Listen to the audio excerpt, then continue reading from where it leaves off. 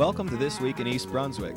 With the end of summer nearing and school about to start, Superintendent Dr. John Kopko has some information about the start of the new school year. Also, early morning childcare has been a hot topic lately, and Director of Parks and Recreation Judith Lebline speaks to Ron Fournier, the Director of the YMCA, to see what they're offering. Phil Hill checks out the Pop Warner Mayor's Trophy game between the St. Bart's Buffaloes and the EB Golden Bears. Kids from the show Just Kidding find out what other kids are thinking about the ongoing baseball strike. We'll get some gardening tips from Peggy Ballister-Howells and also take a look at Community Day at Flip Over Gymnastics. But first, here's a look at what's on Channel 8 next week. Tuesday evening at 7 p.m., tune in to Just Kidding, followed at 7:30 by host Paul Hansen and financial information on you and your money. At 8 p.m. Tuesday, Exercise the Right Choice takes a trip to the Discovery Zone in East Brunswick. Wednesday at 3 p.m., it's Stories from the Library for preschoolers. Wednesday evening, Get in Shape with Lenore Kulik at 7 p.m. And at 7:30 on Spotlight on Education, Dr. John Kopko and Science Supervisor Tom Smith take a look at environmental education in the 6th grade. And at 8 p.m. Wednesday, tune in to Teen TV, where teens can find out information about jobs. Thursday night, we'll be back for another edition of This Week in East Brunswick at 7 and 8 p.m., and be sure to check out the Community Bulletin Board for announcements and recasts of all of our programs. After a lapse of a decade, the Mayor's Trophy game was revived last week between East Brunswick's two Pop Warner football teams, the St. Bart's Buffaloes and the EB Golden Bears. Channel 8's Phil Hill was at Diedrichson Park for the event. Good afternoon, I'm Phil Hill. I had a glorious day here at the Diedrichson Park for the Mayor's Trophy game with the respective presidents of the organizations, Paul Mezzo of the Golden Bears and Tom Kessel of St. Bart's Buffalo. Gentlemen, glorious day. Oh yes, once again we've gotten great weather and great attendance, and everything's just going fine as can be. Tom, it's more than 10 years before you guys played each other. How did it happen to get about that the game you're playing each other again? Well, I think for a number of years the organizations really did not communicate with each other, and through the good offices of Judith Lieblein at the Department of Recreation, and the fact that Paul and I were new in our positions as president of organizations, we felt that communication would be healthy for us, and it was a natural outgrowth from the fact that we were talking to each other, and it was just a great idea, a way to get us together again. Paul, it's not just football though. You talk about a lot of activities are involved in this program. Oh yes, we cover the ages from 5 to 14. And we cover football and cheerleading, and in addition we also put a lot of impetus on academic achievements of the children. The children have to maintain a certain grade point average in order to participate, and Pop Warner checks on that and makes sure that they are maintaining that average. So it's more than just a sports program. Okay, just how many programs are involved though? Well, we have similar but not exactly the same programs. For the Buffaloes, we have 4 contact football teams and 1 flag team for the young kids 5 and 6 years old, and we have 4 cheerleading program teams. Okay, listen, both of you gentlemen are to be congratulated for bringing these teams together in the spirit of good sportsmanship, and enjoy your day. Thank you very much. Okay. We're back here with the head coach of the midget players, and gentlemen, just what does this game mean to the youngsters that play in it? Oh, it's a very important game, as Andy can explain too. The kids have been waiting for this since August 1st. It's just a prep game for the kids to warm up for the regular season, but it's a Mayor's Trophy game. It's a big game for the kids. Oh, without a doubt. The kids go to school with each other in the various schools that they are, and this is a big game for us. We've been thinking about this game since the 1st of August. Although it isn't a league game, it's probably the biggest game we'll play. They like to play against each other. They want to show each other what they have, and the term bragging rights always comes into effect here, too. Kids love this game. This is a great thing. Okay, a great turnout here today for football, but a couple years ago there was talk about merging. I mean, not enough numbers, particularly for the midgets, not enough numbers coming out. Can we back off that now, or do we need to really think about it, in your opinion? Oh, I still think we need to think about it. As far as the Golden Bears are concerned, the numbers aren't as great as what St. Bart's has. I think he got lucky this year with the numbers. I don't think he's really been that high in the past with numbers. I think a merger would be a great idea. As far as the kids are concerned, it's a great thing for the kids, and that's the bottom line. We're here for the kids.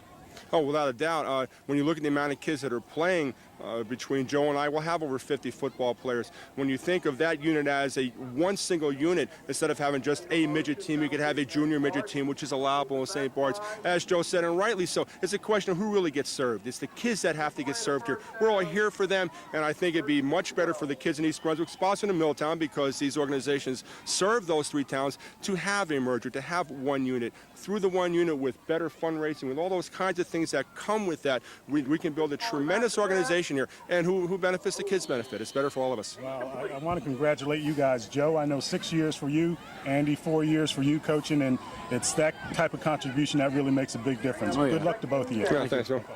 Okay, we're about to close out the afternoon here. The final game will be that of the midgets, and a lot of fans are standing around, and I only want to know one answer, one question.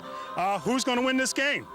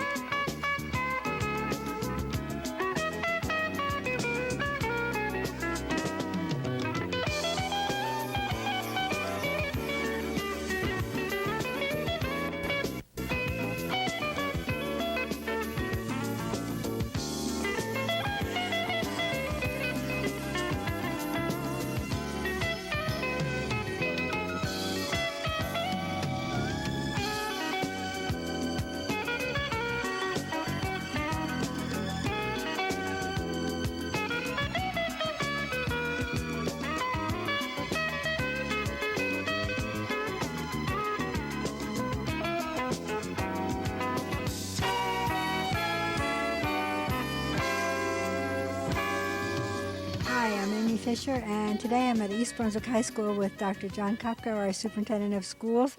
And as you can see, there's a construction going on behind us. Dr. Kopko, could we start by describing this construction project? Well, Amy, this construction project involves 6 science laboratories that were approved by the voters. I guess it was over a year ago.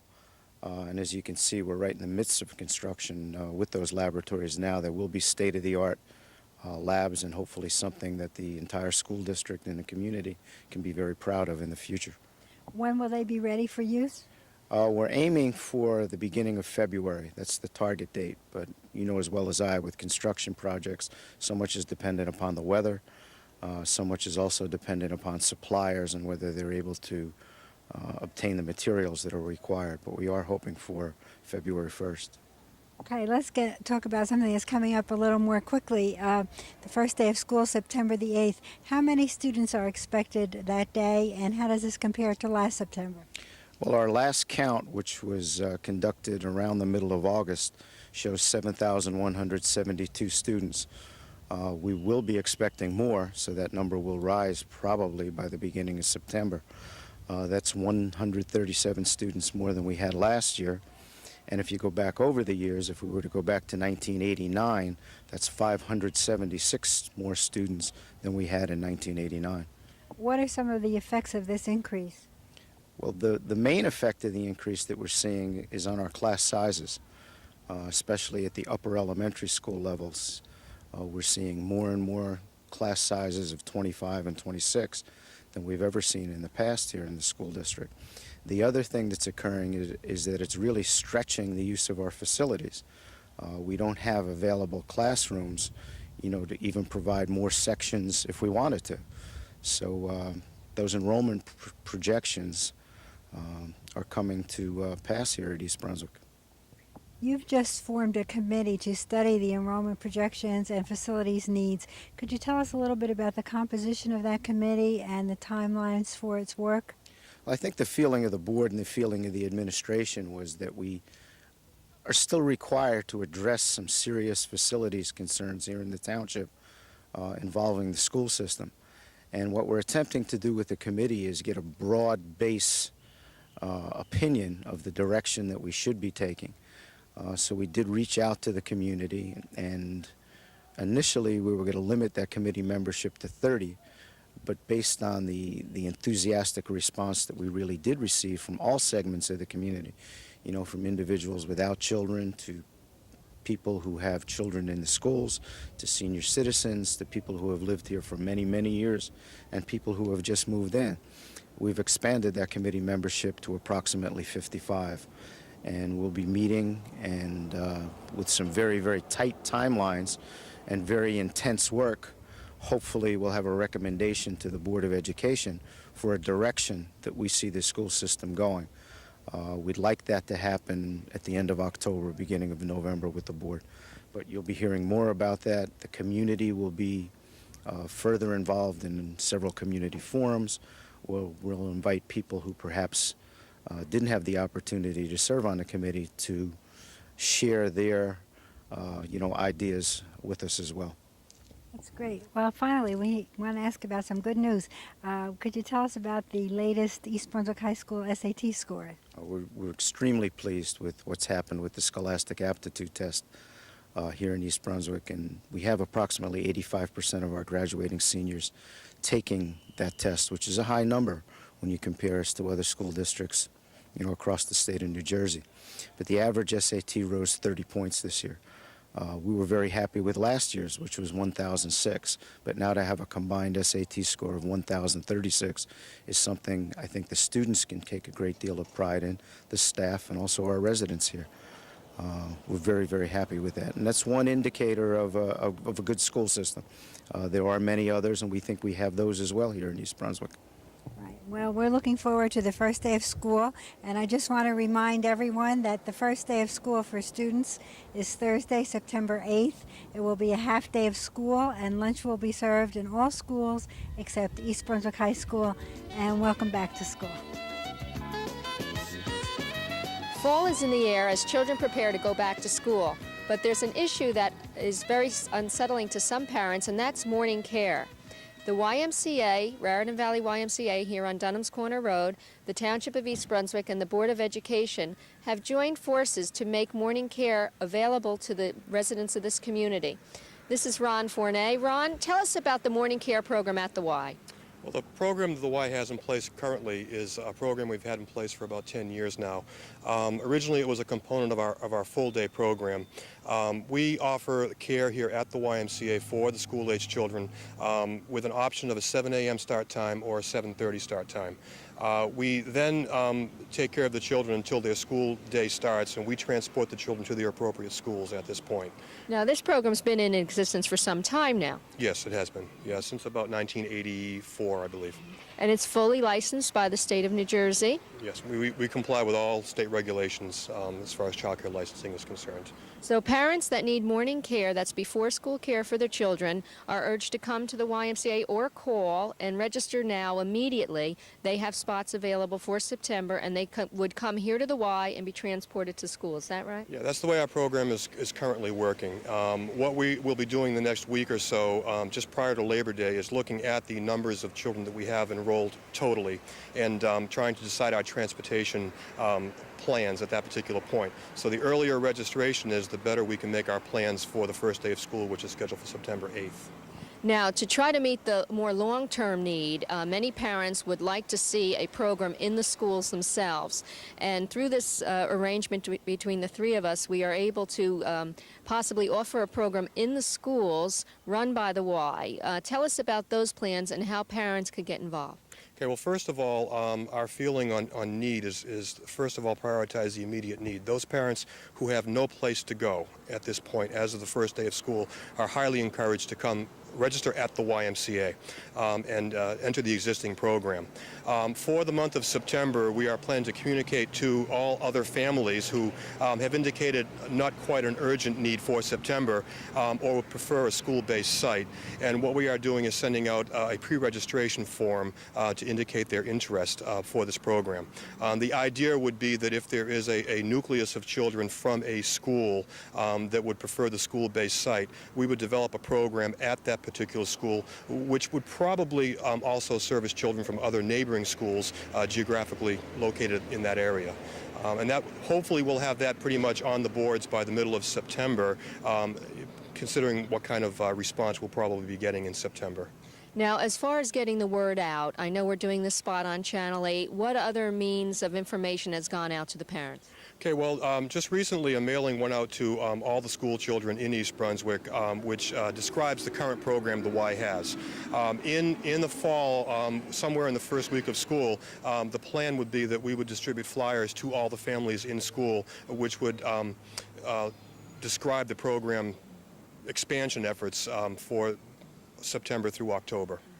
And I understand that an ad did appear this summer by the Township Council to try to encourage people to come to the Y for morning care. Yeah, there were a few ads in the papers, and the Y has received some responses from people wanting to know what was going on. The staff here at the Y is pretty much up to speed on what the programs are. If anybody does have any questions or reads any articles that cause a little bit of confusion in the papers, they're really encouraged to contact the Y. We basically know what we're doing at this point. Now, this morning care at the YMCA is a very flexible program, and it would drop the students at the school. The school-based care would be then complemented by the morning program offered by the school system. That's the big difference right now between this year and last year. The Y has been given just a little bit of a different window in which to drop the children off in East Brunswick schools. That could also alter our transportation plans somewhat to make them a little bit more practical for the distances we have to travel. We also service other communities at this point, and that is a consideration. But since we can drop the children off during the supervised town-provided care, that will enable us to make a little bit different planning schedule for drop-offs. I think what's really encouraging about this is that three bodies, the Township, the YMCA, and the Board of Education, have joined together to try to meet this need in the most efficient way possible. And I think that must be really gratifying for the YMCA to be recognized to be that child care provider. There is no reason for any child then to be unattended before school. No. Not really. We basically were looking at this since I came on board in 1992 for the YMCA to try to work cooperatively with the township and the Board of Education or whoever else out there really wanted to work in cooperation with us. We see this as a very positive effort for the YMCA, and for us it's not an abnormal concern in terms of any program expansion. So we really welcome the challenge, and it is our hope that at some particular point there'll be a presence of the YMCA in the schools before school, and we think it'll happen. We just don't know exactly when. Now, parents, the ball is in your court. If you immediately need morning care or you hope to take advantage of a school-based program, you must register and you must call the YMCA. So please watch the papers, watch the mail, and respond immediately. If you have need for morning care, there's no reason that any school child in East Brunswick should be left unattended in the morning while their parents commute to work. Please call the YMCA and get involved now.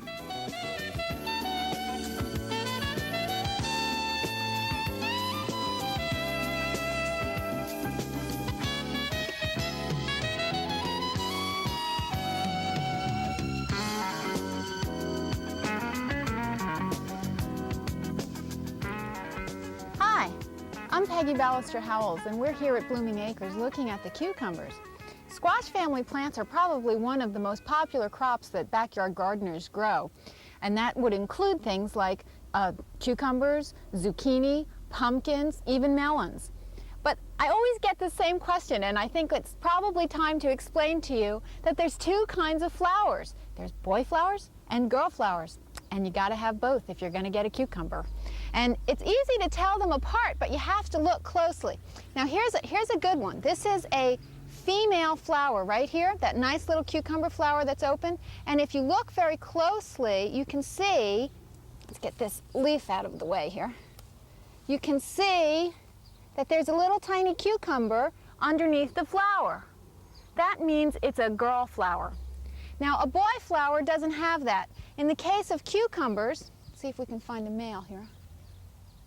It just has a very plain stem. Can you get in real close? It just has a very, here, we'll even take this one off and show you. You see, there's just the bottom of the flower, and then it goes into a very plain, straight stem. There's no little cucumber. Now, you absolutely have to have both. They don't pollinate within themselves. And the bees come along and they go inside the male flower, and then they fly over to a female flower and carry the pollen. It's the same on zucchinis and pumpkins and watermelon. Now, once in a while, you'll see that you have both flowers and you don't get any fruit. That can be because the weather's so hot that the bees aren't active. But in most cases, it means that you have male flowers, which come out first, and the female flowers haven't come out yet. But if you're really in trouble and you really think you have a problem, just whip out your paintbrush. And if you go inside the center of a male flower and just dab around in there, you'll get a little bit of pollen on the end of the brush. You then go and touch a female flower and think like a bee, and you'll have a cucumber before you know it. I'm Peggy Ballister-Howells. We'll see you here at Blooming Acres next week. Mayor Ira Oskowski and Councilman Tony Riccobono and Vince LeBlanc jumped into the action at Flipover Athletic Center Monday night. They were there to recognize Community Appreciation Week and the efforts of Joe and Sherry Pasalacqua, Flipover's owners, to involve the community in healthy activities. A week-long open house featured free scoliosis checks and spinal screening, free fingerprinting by the Middlesex County Sheriff's Department, and free blood pressure screening. A Trauma Llama display introduced a newsletter for kids published by Robert Wood Johnson University Hospital. Residents from throughout the county visited the athletic center to test their balance and their muscle power, and to see the results of dedicated practice. Community Appreciation Week, declared by the Council as August 25th through the 31st, was intended to get the youth of East Brunswick off the streets and into a healthy sports environment. In September, Just Kidding does 2 opinion surveys, one on what kids think about the Major League Baseball strike, and one on what kids think about Crystal Springs Family Aquatic Center. This is Abe Vidrafanye with opinions on the baseball strike. As you know, Major League Baseball is on strike. As of August 30th, more than 232 games have been canceled. The strike is about money. The owners want to put a limit on the player's salary, but the players want no salary cap. Today we will ask kids their opinion on this strike.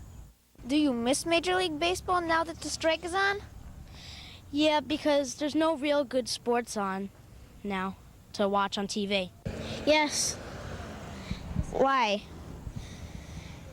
Because Frank Thomas wanted to break Babe Ruth's record because the strike is on now. Do you know why the players are striking? Yes, because of the money situation.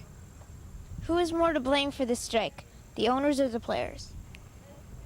I think the owners, because the owners aren't making that much money and players want more money. I'd say the owners, because they want to put a salary cut on the players, and the players don't want that. The owners. Are the players being paid too much? No. That's a hard question. Maybe I would say it for the owners. Are the players being paid too much?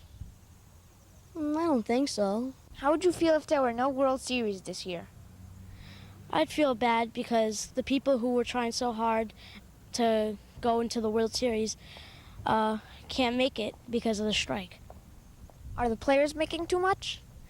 Yeah, I think the players are making too much because on homeless people off the streets, just $1,000 would be enough, and the players who have a lot more than $1,000 want more than that.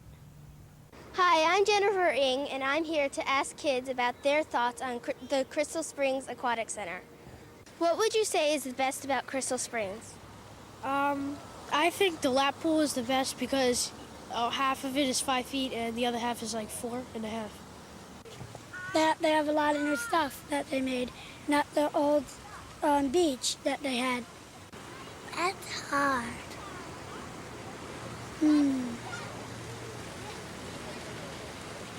Sandpit. I like the water slide. The lily pads. I like the log, the lily pads. I like the pools they have are nice. They're cleaner than what they used to have. I like the water slides a lot. Yeah, that's what I like best. I like the water slides and the lily pads and the log and the lap pool. Mainly the water slides and concession stand. I like the slides the best because they're a lot of fun and they go pretty fast. I like the fact that it's small enough where you don't need parental supervision all the time, and it gives you a sense of independence that you can like walk around alone and stuff. Okay. What would you like to add on to Crystal Springs? I think another slide would be good because the lines are long sometimes, and instead of the lake where you can go paddleboarding, I think they should add another pool where you can swim. I think that they should have a pool for jumping and diving because a lot of the times you can't jump in the regular pool. Would you like to add anything else onto the park? No. Like what?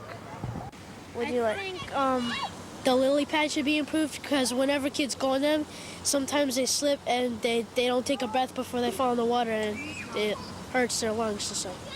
Make this a deeper pool.